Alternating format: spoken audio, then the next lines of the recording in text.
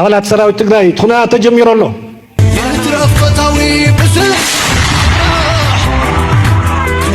ታይ ክነድሕን ምሻዕብያ ንጣመር ተኸይልና ንውዕምበር ናብ ሱዳን ቦርደር ኣርሚ 70 ናብ ኤርትራ ቦርደር ኣርሚ 13 ክብለ ጦራት ይድምሰሉ ኮፋኖ ብልጽግና ኣብ ደቡብ ኤርትራ ዝነበረ ኣጽዋርና ወሰን ትግራይ ምምላስ ምጅማሩ ተፈሊጡ።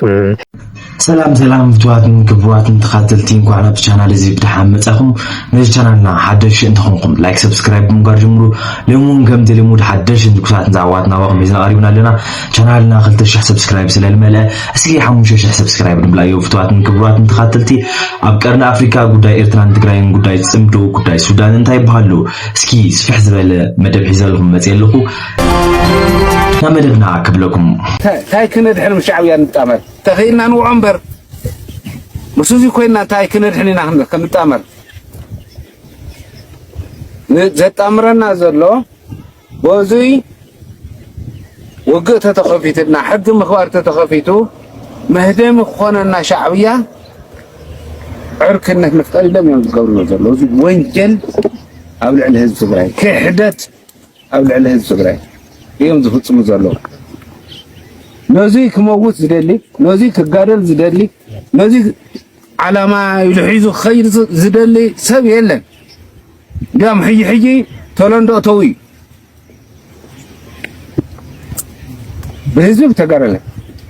وحدين دقورنا ميثنا سايناي منا تستزاربه كله زين كبكبه كله قرت يبلو يستوهله كله እንዳት حنكه يتحسل زلهم درهم بجاهم እንደው ገላግሉና حالي እንደፍጠርና ይሉ ጸሎት ዝዘሉ ተስፋ ዝቆረጸ ድማ ከም ትሪእዎ ዘለኹም ሲሊ ብተናለ ታውዚን ላዕሊ ዘጋድል ዓላማ አለዲ ታውዚን ላዕሊ መስዋዕት ጌርካውን ክትሕን ዝግባእ ነገር አለዲ ታውዚ ታፍትናይ ቅድም ሕይ ጽልተት ኮቢሱናይ ታውን ላዕልኮ ጸኒትና ኣለና قدم بوجه طرحنا نقدل نيرنا نسواء نقصد حي بتنا إلي بتنا سلزي عدنا يتبتنا زمنا يبتنا من سينا يبتنا تواجئنا مسواء خفينا نرحنا يجبع نتينا يجقون حيلو خنسنا كن منطلو باورو خنسنا كن كيلا لنا አባላት ሰራዊት ትግራይ ቱና ተጀሚሮሎ بمنقصنان بودبنان بسراوتنان أولاد عرم عسران كلتنا نزل لهم اللي هم أو أير رحرم وعال كل خاق زي حلفة كتت سراويت كحلف يدلي نقول أول سراويت تقراين بطل هكعة أولاد عرم عسران كلتن كتت والله كلهم ناب سودان بوردر أرم 7 ناب إرترا بوردر أرم 13 أو ندحر أرم تاتنا سكعزانا حزن الله سلمت حزكا معراب تግራይ كما يكب زملس كتريو يخم دحريو بعل سفر ملس قال زلو وناي فانو حيلون الله ناي كمانت حيلون بمتم ما قص الله ازياتهم كمي حيزهم مخم زلو راي 300 سانديك تخببت نزي انا يجزي ጉዳይ ناي معلت ጉዳይ معزه التاريخ شعون رينا معزه يا تግራይ معراب تግራይ نمربت ملس سلمتنا مربت ملس بل كنرينا أكيوم كفكر خلوا ونا يبحكهم غيرهم كخد زخلوا سبات ديوم زبل كنرينا سناي سقعتهم سقعت جن أكيوم زملاء استقروا يلن بوالا ما يكونن أيد التراتر هون ملسينا كن ملسينا تراح يكونن مريتنا حيزنا ناسنتنا كنوجينا جون مريدي ولا خمس نبرة دحر حزن إحنا نودي سوا قص عن نقام توليل تقرأي بقى مس إثيوبيا بقى نايلة إلى حلنا هايله حلنا سامبادي زبلو زلو مالتي تግራይ ማለት መሬት አፈውጽ ይኮነን ተዛራ አውጽውን ተዛሪቢ ወሒጥዎም ኮይን ሰላቲ ከወልዕና መጽዮም ታይከም ዝወጽሖም ንፈልጠይና ሕጂ እንታይ ይግበረሎም ምዕራብ ትግራይ ብዕለት 2/11/2018 ኣኼባታት ነይሮም እዮም ግፋታት ግፋኒ ሕያል ግፋ ኣብ መብዛሕትአን ጣብያታት ግፋ ኣሎ ኣኼባታቱን ከም ዝወልኩም ቅድም ኢላ ከም ዝወልኩዎ ነይሩ كلا وارديا بهزبي تحلتوا هايلو هزبي information نحوحات قبلنا يخليو information نتديف قبلنا يخليو تديف كعب قرابة امنيو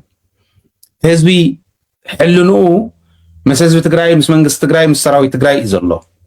ስለዚህም ዝተገርና የዋጸና ኒሎም ኬላታት بسراويت إثيوبيا أمونات بزولهم كحلو غيرهم معد كلا بلصقنا أب دوب إيرترا زنبرا أصوارنا وسن تግራይ مملاس مجمار تفليتو مس إيرترا خوينات نمخفات درعاتن سراويتن بوغن عفارنا بدوب إيرترا صقع زنبرا سرعات بلصقنا حزي كابتي بوتا እናውጽና ወሰን ትግራይ የጸጓኹም ዘሎ ዝወጽ ሓበሬታታት የመልክቱ ስርዓት ብልጽግና በግንባር ቡርየ ዝነበረ ድሩዓት መካናይዝድ አጽዋር አልዒሉ ሎሚ 23 ሐምለ 2018 ዓመተ ምህረት ብሎግያ ቢሉና በሚሊየን ጭፍራን በሐፍሻና ወሰን ትግራይ እንተጸግዕ ዘርኡ ምስልታት ወጽየሞሎም በር ባሕር ብምባል ክፍክር ዘሓገየን ብፍላይ በግንባር ቡርየ ከበድተ ጽዋርን ሰራዊት ነጸግዕ ዝነበረት ስርዓት ሕዚ ምስ ኤርትራ ጀሚርዎ ዝነበረ ሰሓቦ ጉቶቶ ብምዝሓል ገጹ ናብ ትግራይ ዝገበረ ይመስል ኣብዚ ሰሞን ብሸና ክልል አምሓራ ቆቦን ወልዲያን ሰፊሕ ወተሃደራዊ ምንቅስቃስ ክገብር ዝቀነየ ስርዓት ብልጽግና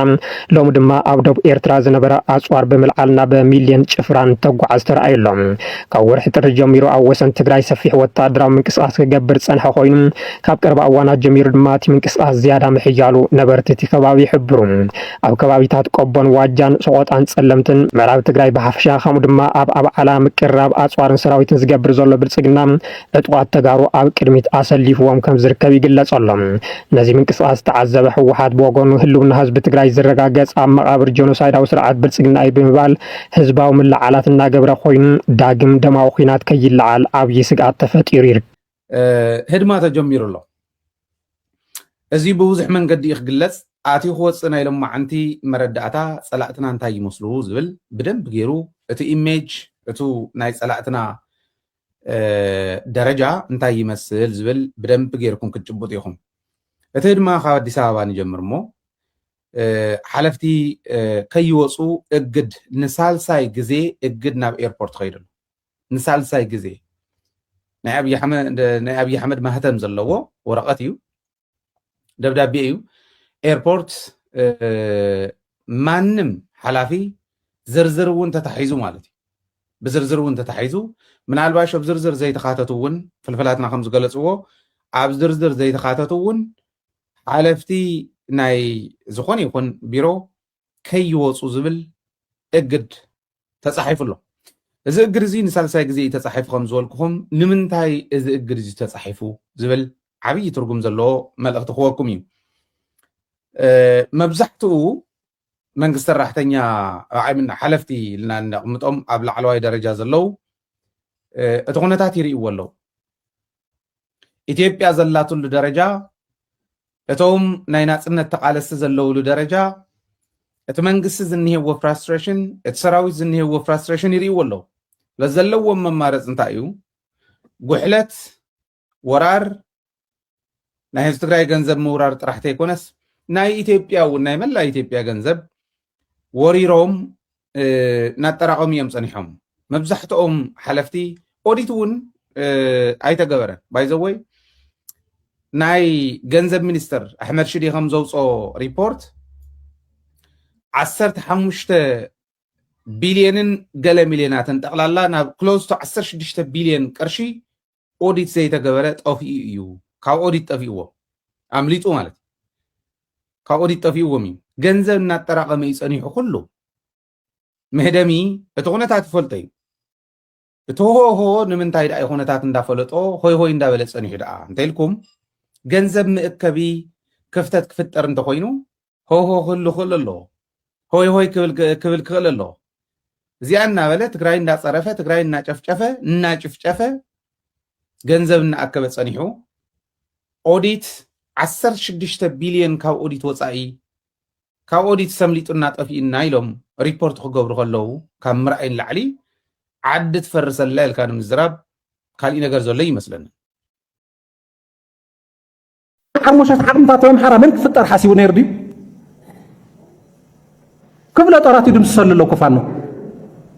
በብኸባቢ እኮ ሓይልታት ተፈጢሮም እኒአው ቤንሻንጉል ሓይሉ ኣሎ ጋምቤላ ሓይሉ ኣሎ ኣምሓራ ኦላ ኣሎ ኣብ ናይ ሶማል ናይ ኦጋዴን ነፃ ኣውጪ ኣሎ ኣብዚ ዓፋር ኣርድፎ ኣሎ መዓት ሓይሊ ፍዋድ እኮ እዩ ተፈጢሩ ዘሎ ፈልፊልዎ መንዲ ፈልፊልዎ ፀረ ህዝቢ ምንቅስቃስ ስርዓት ብልጽግና እኮ እዩ ፈጢርዎ ነዞም ኩሎም ሓይልታት መንዲ ዘዕጥቆም ስርዓት ብልጽግና ዓዲጉ ዘምፀ እኮ እዩ ማሪኾም ዝዕጥቁ ዘለዉ ስለዚ ጸቢበ ይኮነንቲ ግዜ أنا أموال حزب تግራይ كملت زي يقبو عدلون كون يخلي زعدل زي أمعدينا نريلو كنتاتنا بحقتاتنا انوسنلو بطعمي وساني عدلون كون يخلي زعدل زي صبيب عدل يكون صبيب غيزه يكون ግን ከዓቀሊል አይኮነን ተቃሊስና ኢና ከሰግሮ ስለዚ ጉዕዞና ብጣዕሚ ካብ ዝኸበደ ናወፃና ኢና ኣብዚ በፂሕና ሕዚ እውን ዘይተዛዘሙ ሕማማትና ብዓወት ከም ዝዛዝሞ ምንም ዘጠራጥር ነገር የብሉን ስለዚ እዚ ጉዳይ እዚ ግልጽ ንፀቢልና እስክሳዕ ኣዋጅ ክተት ዘይበፅሕ ዝብል እውን ዘለዓልኩምዎ ኣሎ ምንም ግልጽ እኮ ይበቃ ኣዋጅ ወፂና ኣለና ናይ ብሔራዊ ጉባ ኣዋጅ ወፂሎ ኩሉ ሰብ ክጋደል ኣለዎ ዝብል እውን ዓቕሙ ዝፈቐዶ ክጋደል ኣለዎ ዝብል እውን መምርሒ ወሪድሎ በብኸባቢኡ ናይ መኸተል እንቅስቃስን ቃልስን ውሳነታትን ተወሲኑ ሰብ ናብ ኣሃዱታት ይኣተሎ ከምቲ ዝተባሃለ ተጋዲሉ ዝነበረ ቅድሚ ሕዚ ካብ ኣሃዱታት ዝወፀ ዓቕሙ ዝፈቕደሉ ናብ ኣሃዱታቱ ክምለስ ሓዱሽ መንእሰይ ናብ መሰልጠኒ ክኣቱ እዚ መምርሒ ኮይኑ ተዋዲዱ ወሪድሎ ድሕሪ ሕዚ እዚ ስራሕ እዚ ናይ ኣመራርሓ ስራሕ ናይ በይኖም ከም ዘይኮነ